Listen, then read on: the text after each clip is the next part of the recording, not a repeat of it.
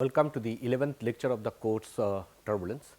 So, we will start with the mean kinetic energy equation as well as the turbulent kinetic energy equations.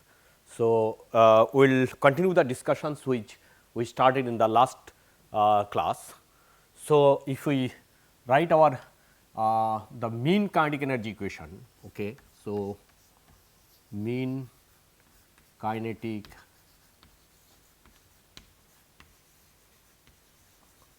energy equation, okay. So, our mean kinetic energy equation was rho u j del half u I del x j equals to del x j capital P u j plus twice mu capital S I j u I minus rho u I u j bar capital U I, okay, minus twice nu capital S I j minus rho u I u j bar capital S I j. Okay. So, this is what we derived in the last class, and this is the left hand side of this equation is the changes of kinetic energy due to the transport term, which is this particular term we call as a transport.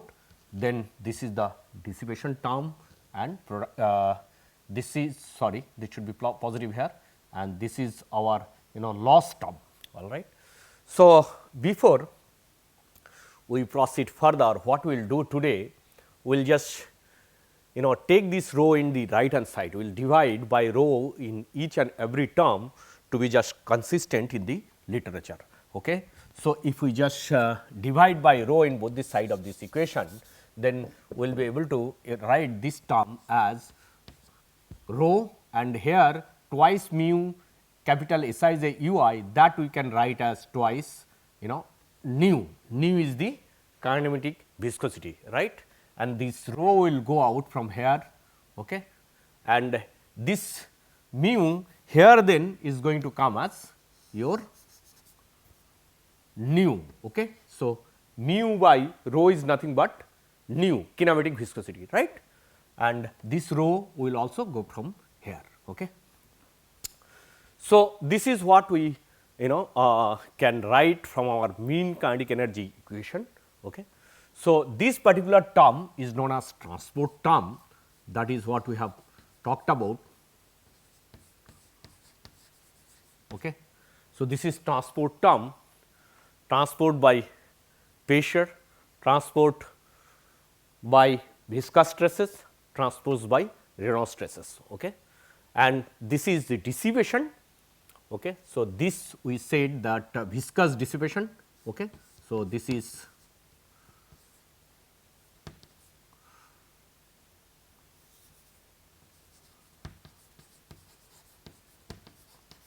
viscous dissipation, and this is your this is your loss in this particular case, since it is a mean flow. So, loss to turbulence, loss to turbulence. Okay. Now, we have to I have mentioned in the last class that why this particular term is called dissipation, because it involves with the deformation work. Okay. So, the deformation work, and it is also quadratic in S I j. So, this term is going to be positive. So, that means it is going to be, since this without this negative is going to be positive term. So, that means this is always going to drain the energy. That means due to dissipation, the kinetic energy of the mean flow is going to reduce. Okay. And this one we said production or sorry loss to turbulence, okay, because this term will come as opposite sign in the turbulent kinetic energy equation. That is what we have seen in the last class. Okay. So, before we proceed, we have to discuss little more in this particular equation. So, what we would like to discuss here. So, this particular term is dissipation. So, this dissipation means this is a loss to internal energy. Why? You see, if you can remember your kinetic energy equation in a fluid flow, sorry, that energy equation, generally energy equation in a fluid flow, okay, or the internal energy equation in a fluid flow, that can be developed from first law of thermodynamics. Okay. So, the first law of thermodynamics says the from first law of thermodynamics we can write that change of energy, total energy of a system is equal to that change of the change of heat plus work done on the system, right. So, the change of total energy is due to the rate of heat transfer the heat transfer or heat added to the system and work done on the system. So, due to that the total energy of a system can change, and if you can remember that total energy of a system is nothing but is our rho, then internal energy E, okay, plus our kinetic energy V square minus the potential energy which is G, the gravity due to acceleration due to gravity, okay, and R is the distance. So, this is what is our total energy. Okay. So, actually if we go ahead with the derivation of this considering a small fluid element and work done on the fluid element and heat transfer in that fluid element, for example, if you consider a small elementary fluid element in a flowing fluid,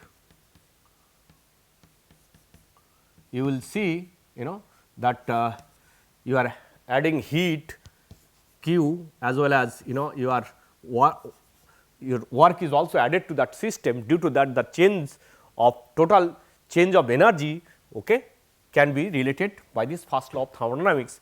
And if you proceed with the derivation which I am not going to do it here, then you will be able to figure it out for incompressible flow that equation that change of internal energy is related as this, okay, equals to this this particular term is basically your divergence, okay, divergence of K is the coefficient of thermal conductivity and gradient of temperature. Okay. So, this is gradient of temperature plus, okay, for incompressible flow we can write plus for incompressible flow we can write this is at sigma I j del u I del x j. Okay. So, let us consider this capital U I. Okay. So, you see the change of internal energy is due to the addition of heat or rate of heat transfer, and this is actually rate of deformation work on the fluid element. Okay. So, essentially this particular equation can be this particular equation we could have written as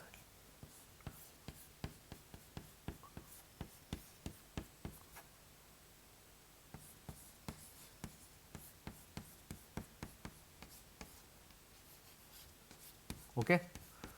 So, these two parts are actually here, okay, here and here. So, this is the change of internal energy is basically due to this heat added to the system plus the deformation work done on the system.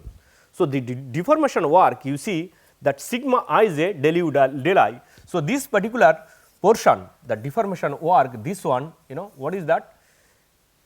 Okay. So, this is essentially, okay, this particular term can be written as sigma ij capital Sij,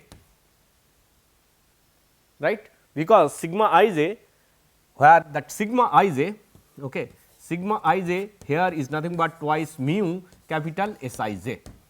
Okay. Consider this flow is a laminar flow. Okay.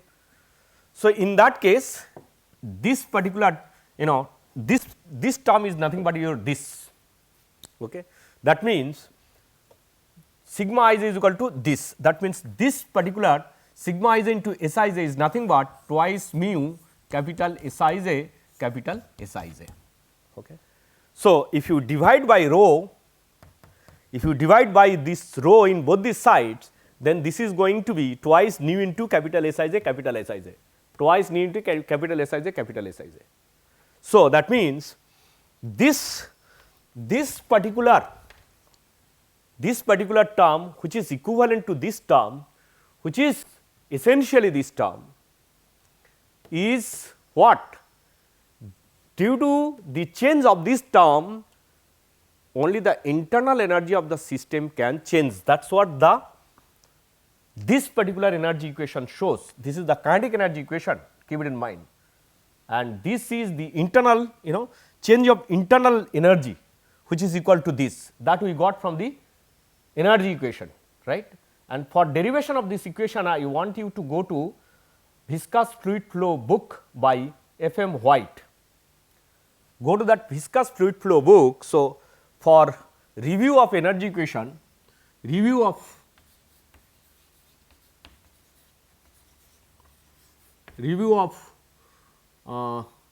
energy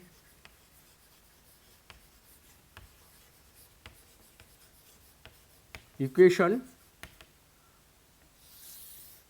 refer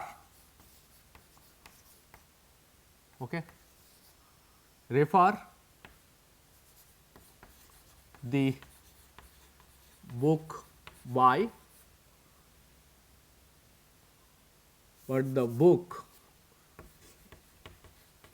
viscous fluid flow by F.M. White. Okay. So, essentially you have to see chapter 2 and section, I think it is 2.5. Okay. In this section you will find this particular derivation of this equation. Okay. And for incompressible flow, this equation can be written in this particular fashion. Okay. The change of internal energy is basically due to the heat or rate of heat transfer plus rate of work done on the fluid particle, right. So, this is essentially is nothing but your this particular form. So, this is, since it is quadratic in Sij, it is always positive. So, negative means, that means some of the mean flow energy is going to go in the dissipation, means due to dissipation some kinetic energy of the mean flow is going to be transferred into the internal energy of the fluid, that is what it says. Okay. So, that is why this term is known as dissipation term. Okay. Now, loss to turbulence, this term, right. This is loss to turbulence. Let me discuss this term little later, but first before I proceed further, we will show that this particular term is actually negligible with compared to this term. Okay. So, how we can show that? Okay. So, this term twice nu capital Sij capital Sij divided by ui uj bar capital Sij, this can be written as, if we consider the scale of Sij. Okay. So, in the other day the scale of these can be considered as the ratio of that velocity scale u and length scale L. Okay. And this velocity scale can be considered as the mean flow velocity scale and L is the mean flow length scale. So, here u mean flow velocity scale, okay, and L is actually your mean flow length scale. Okay. So, for example, if it is a boundary layer flow, that u can be, the velocity scale for boundary layer flow can be u infinity, the velocity far ahead in the free stream, and length scale in the case of boundary layer can be thickness of the boundary layer thickness, right. So, that can be your mean flow length scale. Okay. So, this Sij we can approximate using this ratio of this velocity and length scale. If we do that, you see this can be written as your u square by L square divided by your, let us keep this for the time being, u I u j, and this is u by L. Okay. So, this once again you see u I and u j. So, it is essentially of the order of u square, fluctuating velocity square. What can be the value of that quantity? So, the maximum value of that quantity or the order of magnitude of this particular term will be of the order of u RMS square. Okay. So, you can write this as twice nu u by L u u RMS square, okay, where we have considered that u I u j bar, sorry, u I u j bar, we have considered this as u RMS square. Okay. So, now you see this essentially this essentially can be written as twice nu. See this URMS, this particular URMS in a turbulent flow can be of the order of or can be a substantial fraction of the mean flow. Okay. So, in that case we can also consider that URMS of the order of free stream velocity as well, okay, or the that mean flow scale, mean flow velocity scale as well. Okay. So, in that particular case twice nu, I can say this twice nu u by L, this u square I can consider. Okay. If this is the case, if this is the case, you see u will cancel out. So, this particular ratio is essentially, so this particular ratio is essentially, if we calculate, see nu divided by L into u. So, this particular one is going to come nu by u L, which is nothing but 1 by R e. Okay. So, that means what we can write this particular ratio. So, this particular ratio is actually equal to what? So, your ratio of this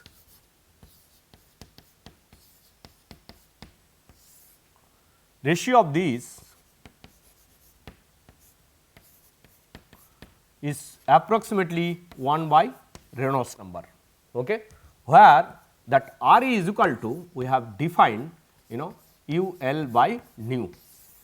That means, when Reynolds number is very very high compared to the production loss, this loss term due to the turbulence or loss to the turbulence, mean flow energy loss to the turbulence is much higher as compared to your dissipation term. Okay. So, that means, at the limit of large Reynolds number, this term, the dissipation term in the case of mean flow kinetic energy equation is negligible as compared to the loss to the turbulence term, keep it in mind. Okay. Similarly, you can show similarly there are some other observations which can be made here. So, let me just show you one by one. So, here keep it in mind, we have considered the velocity, mean velocity scale as capital U and mean velocity length scale as capital L, and u I and ui u j bar we have considered as urms square. Okay. As we proceed with this course, we have to define some more usable scales. We will do so once we discuss the that turbulent kinetic energy equation. So, now we will see that this particular term, ratio of these two particular terms. So, if you see the ratio of these two particular terms in the similar fashion, what we get? Okay. U j u I. Okay. So, this ratio of these two particular term we can write u I u by L and u RMS square, which can be written as which can be once again can be written as nu by L, replacing that u RMS square with u square, considering the fact that in a turbulent flow that your u RMS value can be significant fraction of mean velocity or free stream velocity. That is why this RMS velocity as well as your RMS velocity can be considered as the order of mean velocity itself. With this consideration, then you see not u square, one u will get cancel out. So, we will get this particular value, which is nothing but your 1 by Re. So, that means what it says in the mean flow. So, in this particular equation, one thing we have noticed, what is that? We have noticed one thing, that is the viscous terms, for example, this term and this term are much lower as compared to the turbulent terms. What is this? One is this, one is this. Okay. So, this is what we have found from this mean flow kinetic energy equation, right. Now, let us talk about the start talking about the turbulent kinetic energy equation, okay, along with this particular equation, which is very important, okay, to understand for further further topics in this particular course. Okay. So, let me write the turbulent kinetic energy equation here.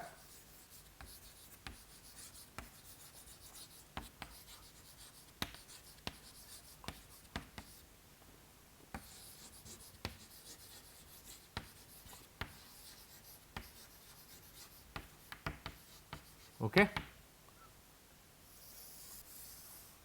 So, turbulent kinetic energy equation.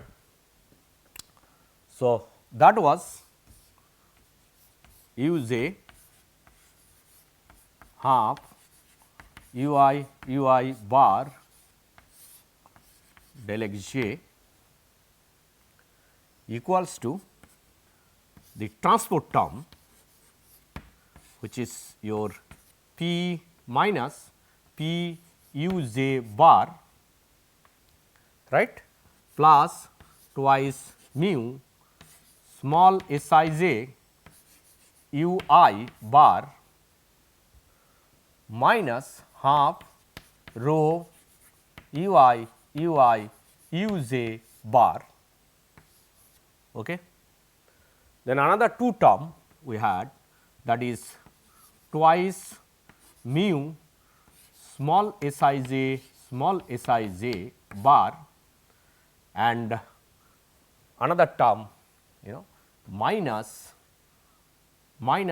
rho u I u j bar your capital S I j. Okay. So, once again what we will do, this equation we will rewrite taking this rho in the right hand side, or we will divide this equation by rho in both the sides of both the side, then we will get in that case we can write this left hand side as this, and here rho and this mu can be replaced with nu, right. So, the way we have done in the case of mean flow kinetic energy equation, in the similar vein we can write this equation as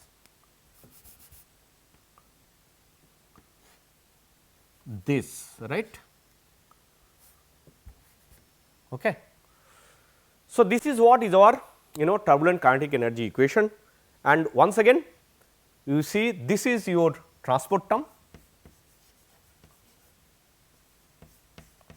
Okay. this is transport term, this is production term. Okay. This is known as production term and this particular term is known as dissipation term. Okay. Turbulent dissipation, keep it in mind. Okay. So, these are the three terms and this is due to the transport term due to the pressure velocity correlation and this is viscous transport and this is due to turbulent transport. Okay. And this one is your production and as I said this particular term in this particular equation is going to increase the energy because why? For positive Sij that multiplication of U and J is negative. So, that means the minus Ui Uj bar Sij this term is going to be positive. That means, this positive value of this production is going to increase the kinetic energy in the left hand side of this equation. Okay. So, that is why this particular term is essentially known as production term. Okay. And this is dissipation in the same argument what we wrote or what we discussed in the case of that mean kinetic energy equation that this particular term we can write as twice nu that small Sij and small Sij this can be written as your this is what? This is your that sort of your sigma ij prime let us say and small Sij. So, this is what it is right. So, this is once again can be written as prime del ui del xj right. So, this is what we found that this particular term increases the internal energy right. Considering the equation for that internal energy from the first law of the thermodynamics, it is seen that this particular term is essentially increasing the internal energy. That is why this particular term is actually your dissipation term because that energy from the kinetic energy of the turbulence, the kinetic energy of the turbulence is going to reduce due to this dissipation means is going to reduce and is going to heat or increasing the internal energy of fluid. That is the reason that this particular term is draining the turbulent kinetic energy. Okay. It is draining out the turbulent kinetic energy due to this dissipation. Okay. And this is actually increasing your turbulent kinetic energy and this can be the transport term and the transport actually it is at a particular point or locally within a control volume due to the transport can change within 2 point, but over the entire surface of the control volume it may so happen that that input is equal to output. So, that your transport is equal to can be taken to be 0 because it is actually in terms of divergence. Okay. If divergence of this quantity is 0 means you are actually this transport term locally changes energy within a control volume, but overall change is can be 0. Okay.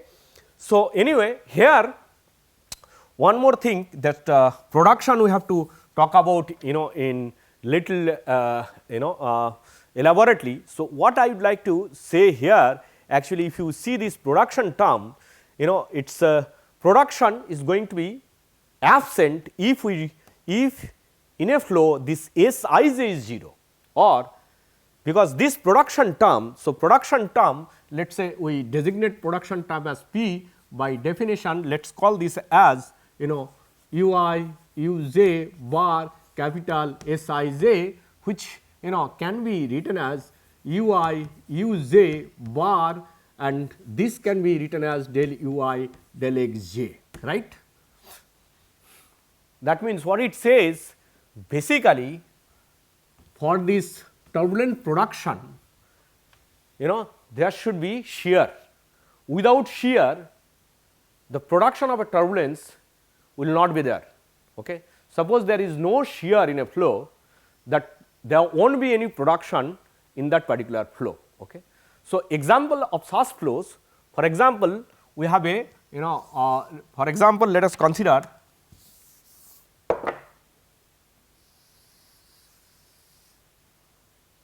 a grid generated turbulence. Okay. So, we will consider a grid generated turbulence. Okay. Let us say this is what a box, and let us say there is a grid somewhere here. Okay.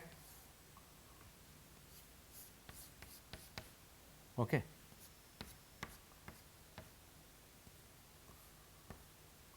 Let us say there is a grid which is sitting somewhere here. Okay. Let us say there is a grid somewhere here. Okay. So, that grid,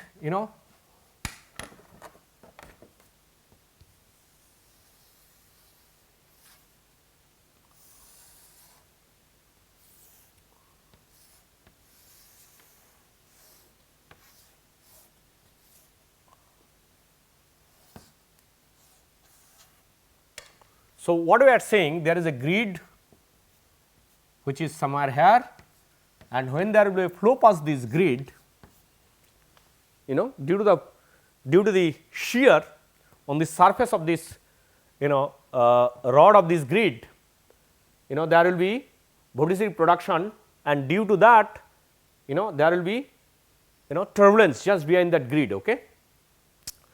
So, more the pressure drop across that grid, more the level of turbulence in the flow. Okay. So, once the flow is somewhere here, let us say the flow is somewhere here. Once the flow is somewhere here, you can consider there is a freely moving turbulence flow, but since the shear, there is no shear in this flow, means the velocity is constant. When that velocity, if you measure along the center line of this flow, that at any point along this line, you can see your velocity is constant. Okay. Similarly, any point along the span, your velocity is constant. Okay. So, there is no shear, in this flow, there is no shear behind this grid. That means, this particular part in this particular case actually absent. So, that means there cannot be any production here. Okay. So, that means in that particular case, if production is absent, then what it says, this particular term is 0. So, only dissipation will be there, and this transport term, once again it can be shown that if it is homogeneous, means what? A turbulent flow is known to be homogeneous if its statistics are not changed with respect to space, then the flow can be considered as homogeneous. Okay. So, if it is homogeneous, then this is what? This is just statistics, that means the statistics will not change with space. So, this part will also be 0. Okay. And this part will also be 0 for a homogeneous flow. So, this is 0, this is 0. So, in that case you are left with this, that means what? The turbulence, once it is generated, it is once generated somewhere here, it will just convect downstream and decay slowly. Okay. So, eventually you are supposed to get a turbulence free flow somewhere down the line. Okay. That is what it implication, okay, or that is what it implies, this particular absence of shear. Okay. So, anyway, this is one point, but let us even understand another point, how this production is going to be there when shear is there. Okay. So, let us try to understand. So, what it is in notice that eddies which are there in a turbulent flow, which are anisotropic, in the sense these eddies are somewhat aware of the direction of the mean shear in the flow. Okay. So, it is not independent of the direction, eddies are aware of the direction of the mean shear. Okay. So, that is why bigger eddies or largest eddies in a turbulent flow are always anisotropic in nature. Okay. Let us see how we can understand that. Okay. So, to understand that, let us consider a pure shear flow. Okay. So, we will consider a pure shear flow. Let us say this is what our pure shear flow we are talking about. So, in this pure shear flow means pure shear flow as well as flow is parallel. That means that any gradient with respect to x direction or x1 direction is 0 because the flow is parallel. Okay. So, that is the point. So, and our mean velocity is a function of x2 only here. Okay. Or you can call it or we can call this that instead of x2 we can consider our velocity is a function of y only. Okay. So, we can consider our coordinate system as this x is in the streamwise direction and y in the wall normal direction, all right. Okay. So, in this particular case if we consider our let us say flow is purely 2 dimensional, okay. There is no variation in the third direction, just for simplicity let us consider, and in that particular case if we consider that capital XY, that means it is the strain rate tensor. The strain rate tensor XY can be written as half half what del u del y plus del v del x. Okay. So, that means this is nothing but your half del u del y. Okay. So, if we consider the strain rate tensor for this 2D case, so if we consider the strain rate tensor for 2D case, essentially you are going to get S11 S12 and S21 S22. Okay. And you see S12 or S21, 1 is x, 2 is y. So, S12, hence S12 here is nothing but your this, okay. And S21 using the same you will be able to show this is nothing but same. Okay. What about S11? Okay. So, that means del u del x, del v del y, these are all or del u del x del u del x. So, that means 1 it is. Okay. So, that means S x x. Okay. So, that means this is 0 because what I said, it is parallel flow. For parallel flow gradient with respect to x is 0. Okay. So, that is what we would like to point it out here. Okay. So, in that case this is 0, this is also 0. Okay. So, this is what, this is 2 2 del v del y right. So, v is also 0. So, this is also 0. So, basically what I would like to say, this particular this S strain rate tensor in this coordinate system, the component of the strain rate tensor in this coordinate system is going to be what? Is going to be half del u del y, sorry, 0 half del u del y and half del u del y 0. Okay. So, in this particular coordinate system which is equivalent to your x1 and this is x2, in this particular coordinate system this is what is your strain rate tensor. Okay. Now, this strain rate tensor if we consider this strain rate tensor in a axis system which is 45 degree with this x1 and this is your so this is 45 degree. So, let us say this is alpha direction, this is beta direction. Okay. So, in this and this one is 90 degree. Okay.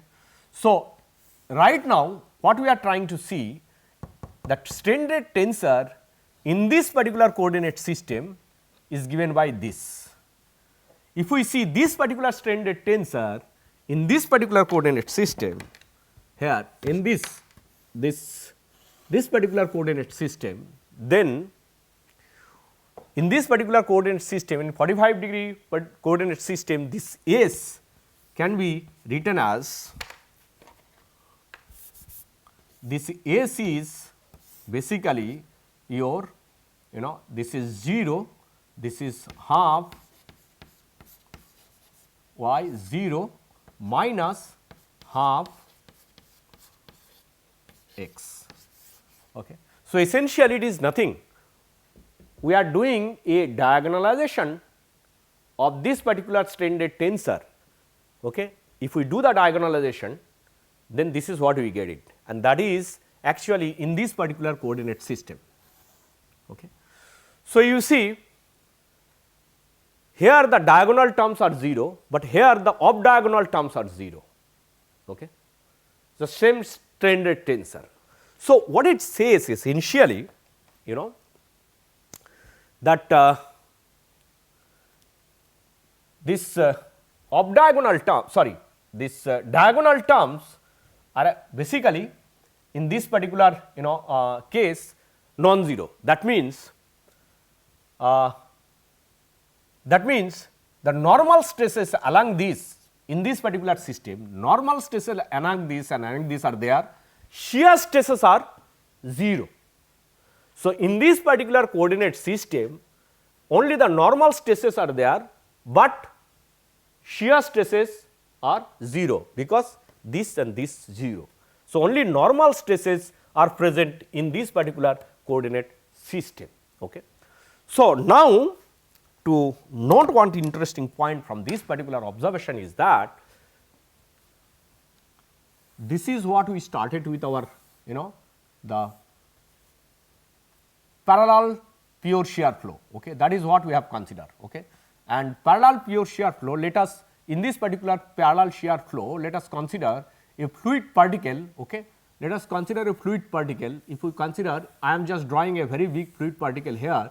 This fluid particle, okay, let us say this is A, B, C, D, okay, and another fluid particle, or let us consider this one.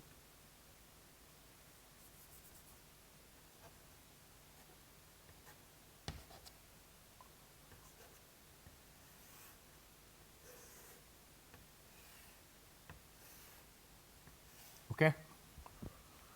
So, now at later time, you know, we will see this particular fluid particle, sorry, this particular A, B, C, D, and let us say this is P, P, Q, R, S. Okay.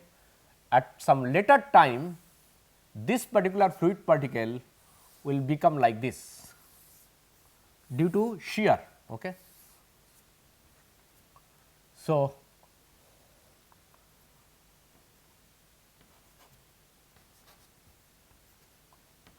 and this is what is your PQRST.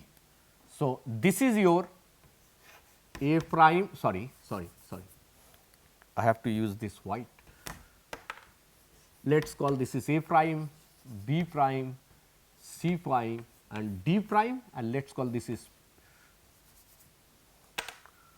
P prime, Q prime, R prime, S prime. So, you see what is happening. When you are considering this particular fluid particle in the coordinate system, which is that 45 degree, okay, from both the side it is 45 degree, means in the alpha and beta coordinate system, this particular fluid particle always keeps this, you know, angle. The angle is maintained, only what is happening, it is getting stressed in the alpha direction, it is getting, you know, compressed, it is getting compressed in the beta direction. And what about, because here in this particular coordinate system you have only, in that particular coordinate system what, you have only the diagonal components present, whereas in this particular coordinate system what you have, only shear stress is present, that is why it is distorted to a different shape, okay, due to the shear.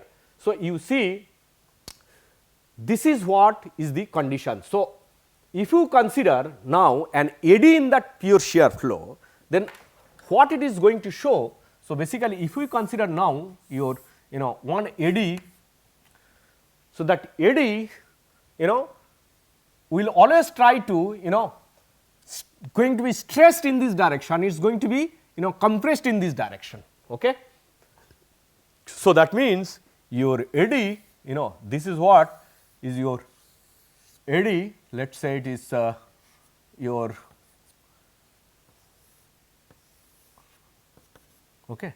So, basically you see, and in this direction it is going to be stress in this direction, okay, that alpha direction it is, okay, and in the perpendicular direction it is going to be, you know, compressed, okay. So, in the perpendicular direction it is going to be compressed, okay. So, this is what is your beta direction, okay. So, I am sorry for this distorted figure.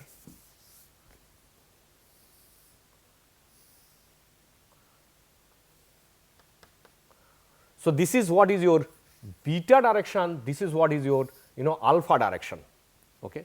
So, that means an eddy, the larger eddy in a turbulent flow, what it is going to do?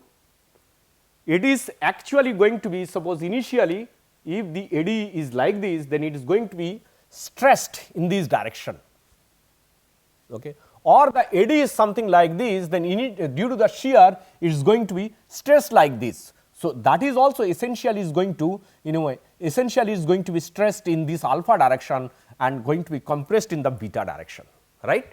So, this is what is your alpha direction. So, what is going to happen? Let us say somewhere here at this location, it is, you know, the vector that you know, this is the rotation direction. That means any fluid particle at this location is trying to go in this direction.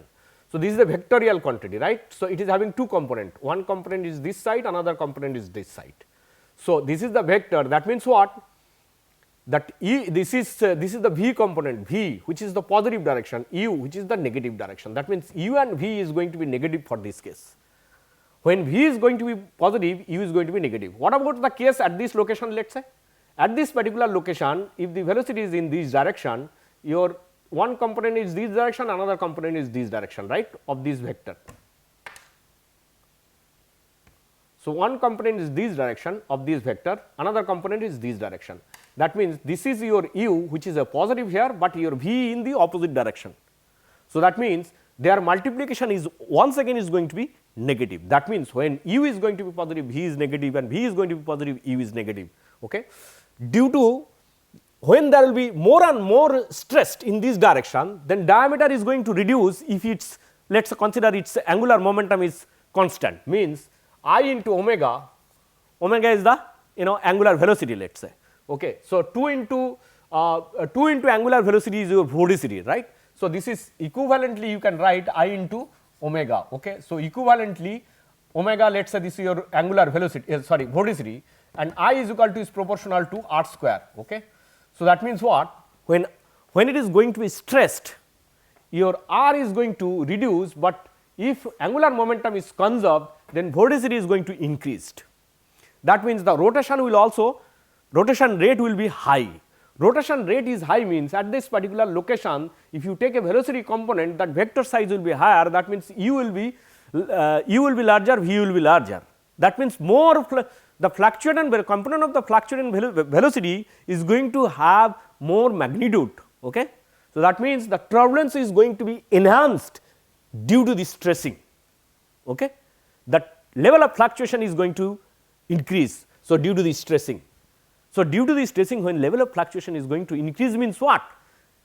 This stressing is done by who? This stressing is going to be done by the mean shear, okay? Because that is what we can see here. Due to the mean shear, a fluid particle can, you know, be stressed in this direction. So, even if an eddy is there in that flow, it is also going to be stressed in this direction. In other direction, it is going to be compressed and the fluctuation will be reduced, and it will be oriented in this particular direction to increase the fluctuations. That means, this is the mechanism by which the, you know, big eddy is taking energy from the mean flow due to, that means, when mean flow is stressing it, its fluctuation, the fluctuation, you know, fluctuating velocity field in the flow is increasing due to this stressing of this, you know, eddy by the mean flow. That is the mechanism. So, that is the point here I would like to make, that due to that only this production term, this particular term, you know, is going to get energy from the mean flow. Okay. So, that is the reason this is going to drain the energy, because when this is positive, this is always negative. Okay. So, this is always negative. So, this term is going to extract the energy from the mean flow, it is going to reduce the energy from the mean flow, and where it is going to this turbulent fluctuation. That is why this is positive here, because this term is negative. So, negative into negative positive. Okay. So, this is why this particular term is production term. That means what it says, due to this stressing, so this is something known as vortex stressing. So, due to this vortex stressing, what is going to happen? That the biggest eddy or the largest eddy is going to extract energy from the mean flow, right.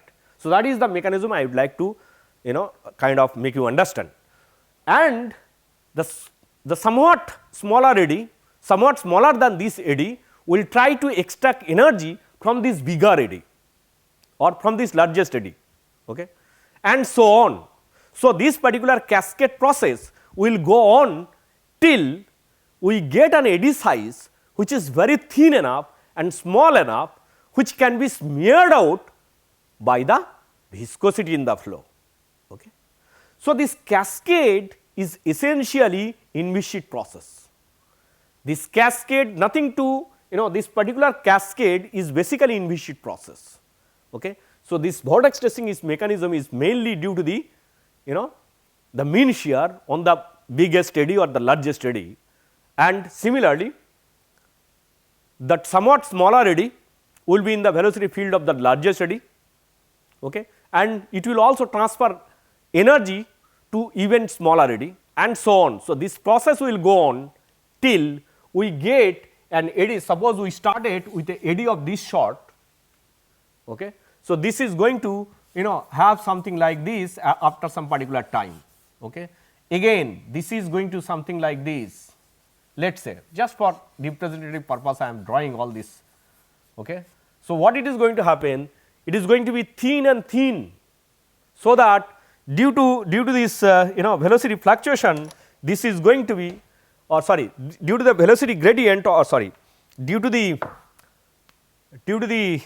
viscous forces or viscosity, this can be smeared, velocity gradient due to these thin eddies can be smeared out in the flow. Okay. So, you may ask, if it is big eddies, then why that velocity gradient cannot be smeared out by the viscosity, because viscosity cannot do anything with this. Okay. For example, if this is in a bigger eddy and my strength to crush it is considered to be your viscous effect, see, I cannot do anything on that. But if this is a small one, if I consider a very small small particle of a small particle of this, consider a very small particle like this, I can easily crush it, you see, I can easily crush it, but a bigger one I cannot crush. Okay. So, that is why based on the level of the viscosity in the flow, these scales are going to be thinner and thinner and thinner. Suppose the viscous force is very small, then these filament are going to be thinner and thinner and thinner, such that the large range of scale is going to be generated. Okay. So, viscosity decides what should be the dissipation scale. Okay. That is the only thing or only contribution of the viscous part in this particular process, in the particular energy cascade process. So, what is essentially is happening, this is the bigger eddy, from this bigger eddy energy is going to go to a somewhat smaller eddy, from that somewhat smaller eddy to even smaller eddy and so on, till we get very thin eddy, so that that can be smeared out by the viscosity in the flow. Okay. So, that is the idea. So, viscosity only decide what should be the smallest scale in the flow which can be smeared out, okay, by the viscous forces, okay, or what should be the thinnest eddy which velocity gradient can be smeared out by the viscosity. That is what the contribution of viscosity in this particular process. Okay. So, otherwise the energies cascade from the mean flow to bigger eddy, from that bigger eddy to even smaller eddy, and smaller eddy is essentially an inviscid process, please do understand. Okay. So, because this is nothing, no viscosity effect is here, it is only shear is there in this direction. Okay. So, and as a result its fluctuation is going to increase, and fluctuation is going to increase. Where that energy of the fluctuation is going to come from? It has to come from the mean flow. Okay. So, that is what the part of that eddy which is extracting energy from the mean flow, and from this eddy, bigger eddy, that smaller eddy will extract energy and so on till it goes to very small scale dissipation eddies. So, that is the part of this, that is the interesting part of this particular process, all right. So, anyway, now the discussion is not yet over. So, with this I hope that we understand little bit I mean that energy cascade as well as the production, okay, in a turbulent flow, all right. So, now let us consider this particular equation, let us consider this turbulent kinetic energy equation, this turbulent kinetic energy equation, and if we consider this turbulent kinetic energy equation, and we will see in most of the cases the transport term, if we consider for a homogeneous shear flow, homogeneous turbulent flow, if we consider, means statistics does not change with respect to space, then this part and that left hand side part is 0. So, for a homogeneous turbulent flow, so before that let us define dissipation. So, dissipation is defined as twice nu small Sij bar. This is what is our dissipation. Okay. So, dissipation is defined by this. Now, you see if we consider a homogeneous flow, homogeneous turbulent flow, for a homogeneous turbulence flow this is going to be 0. Similarly, this transport path is going to be 0, right. So, for homogeneous flow, homogeneous turbulent flow,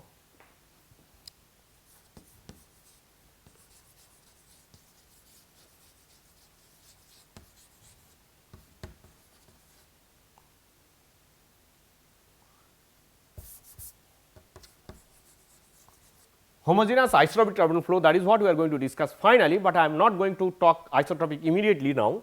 So, let me just only talk homogeneous turbulent flow. What we can write, you see that for so production term negative should come here. So, our production is equal to this and dissipation is equal to this. So, for homogeneous turbulence flow you see the production balance dissipation. Okay. So, this is what the important part is. Okay. Now, you see what is production? Production is equal to Ui Uj capital Sij, this equals to your dissipation. What is that? Twice nu small Sij bar. Okay. Now, you see, now as I have already mentioned you, we need to define some scales once again. Okay. We have considered the mean flow scale is capital U, mean flow length scale capital L. Turbulent velocity scale we can consider of the order of URMS. So, and which also can be of the order of mean flow. So, let us consider the turbulence scale, turbulence velocity scale from now onward.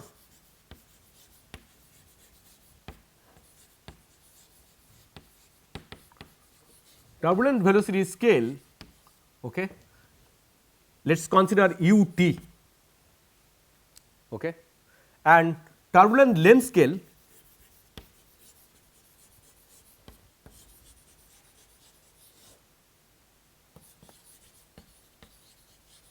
let us consider this small l. Okay. So, this is turbulent velocity scale, turbulent length scale, okay, which can be of the order of mean flow scale, this also can be of the order of mean flow length scale, but this can be considered to be integral length scale of a turbulent flow, which we have already discussed earlier in this course, all right. So, if this is the case, you see this can be written as, so this particular part can be written as, you see, as order of magnitude if we consider, then this can be this can be this particular part can be written as u t square, okay. And let me consider u t into u t by L, and let me keep this Sij, which of the order of nu small Sij small Sij. Okay. I can write from this as the order of magnitude. U t by L, okay, that can be replaced with capital Sij, because u t can be considered as capital U, and this L also can be of the order of mean flow length scale. So, this ratio can be replaced with capital Sij.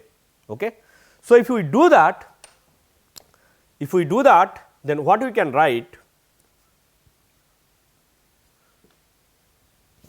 If we do that, we can write this as u t capital Sij of the order of nu. Sorry, there is a mistake here. One L has been taken down, so another L should be multiplied above. Sorry, there is no L, so another L should come here. Okay. So, that means we can write this u t L, okay, and small Sij bar, okay, or we can write this as Sij of the order of nu u t L small Sij small Sij. It is the order of magnitude analysis, please do understand, which is kind of will be using routinely in this particular course. So, from this we can write capital Sij of the order of 1 by Reynolds number. This is nothing but your Re. So, this, that means we can write Re Sij, sorry, capital Sij of the order of small Sij bar. Okay. So, what it says from this, you can find that your small Sij much less for a very high Reynolds number, much less than this. Okay. So, this one it is very small as compared to your this.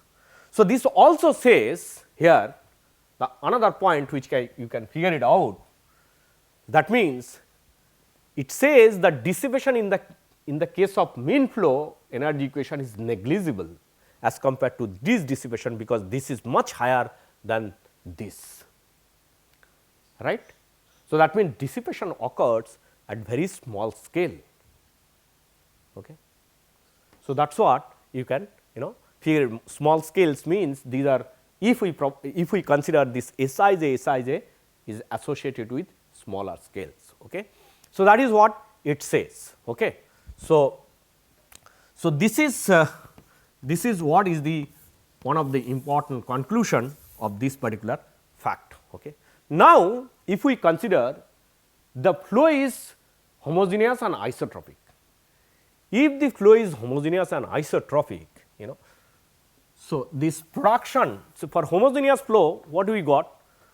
For homogeneous flow production, which is ui uj, this is equal to, we have got that twice nu epsilon, production is equal to dissipation, and this dissipation is equal to this.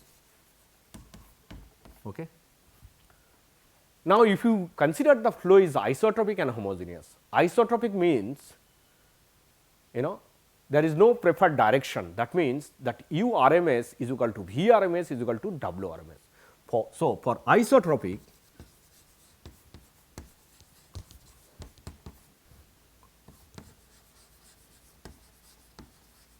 turbulent flow, we have u RMS square is equal to V RMS square is equal to W RMS square, or that U1 RMS square is equal to, or U RMS, U1 RMS is equal to U2 RMS is equal to U3 RMS. All three RMS are equal for a isotopic turbulence flow. Okay. Not only that, for isotopic turbulence flow, there are some very interesting observation. If you consider the Reynolds stress tensor for isotopic turbulent flow, see Reynolds stress tensor, if you can remember, which is our tau I j is what, minus rho u I u j, right. So, for the case of isotopic turbulent flow, if we consider this particular in this particular case, you will see this only this this diagonal term will remain. Okay. So, tau 1 1, this is 0 0 0, tau 2 2, 0 0 0, tau 3 3. Okay. So, for a isotopic turbulent flow, off diagonal term of this Reynolds stress tensor are essentially 0. That means, if you have, for example, at a particular domain in a flow, if you consider, suppose you have acquired u prime, v prime, w prime, or u v w, or u 1, u 2, u 3, which are fluctuating velocity, and if you plot, for example, that for example, let us say u 1 and u 2, if you plot, then this will come as it will come as all point will come as a, it will show such as a circle. Okay. That means, there is no preferred direction in this particular case, but if the flow is if the flow is not isotropic, then you will see there will be a particular direction. So, u 1 u 2, if you plot, then you will see in a non isotropic flow there is a these points these points will show some kind of directionality. Okay. So, this point is will show some kind of directionality. Okay. So, here this is u 2, let us say. So, you see this is showing some kind of direction, that means u 1 and u 2 are correlated in this case. Okay. So, when you see u 2 is positive, u 1 is negative, that is what we found in our shear flow cases, keep it in mind. Isotropic turbulence flow means the grid generated turbulence we are talking about, where there is no shear. In the previous in some earlier time in this particular lecture, we have talked about that in a grid generated turbulence there is no shear. That means, in a grid generated flow, if you plot that u 1 and u 2 or u 1 versus u 2, then all points should show some sort of a circular cloud like that. Okay. So, but this is not the case if it is pure shear flow. In that case, that circular cloud will be a elliptical pattern of this sort. Okay. So, this is what main difference of a isotopic flow and non-isotopic flow. Okay. So, this is what you have to keep it in mind. Not only that, if we consider our if we consider this particular case the dissipation. So, for this homogeneous isotopic turbulence case, if we consider the dissipation, which is nothing but your small I j bar. So, small I j is what? So, these are fluctuating strain rate tensor, right. So, fluctuating strain rate tensor, which can be written as this.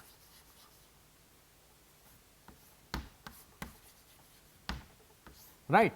So, that means multiplication of these means this entire epsilon is basically function of some the derivative, velocity derivative. So, this product, if we expand considering the expression of Sij and Sij, then you will see this epsilon will come as some sort of product of this fluctuating velocity derivatives. Measurement of that is really very difficult. Okay.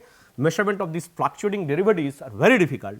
So, in that case, if we consider an isotopic flow, this particular aspect can be written as for a isotopic turbulent flow can be written as square bar Okay. So, for isotropic turbulent flow, this epsilon can be written as this. Okay. So, this particular part we will discuss in the next class. Okay. So, till that let us stop here for today's discussion. Again we will meet in the next class and discuss further regarding this. Okay. Thank you.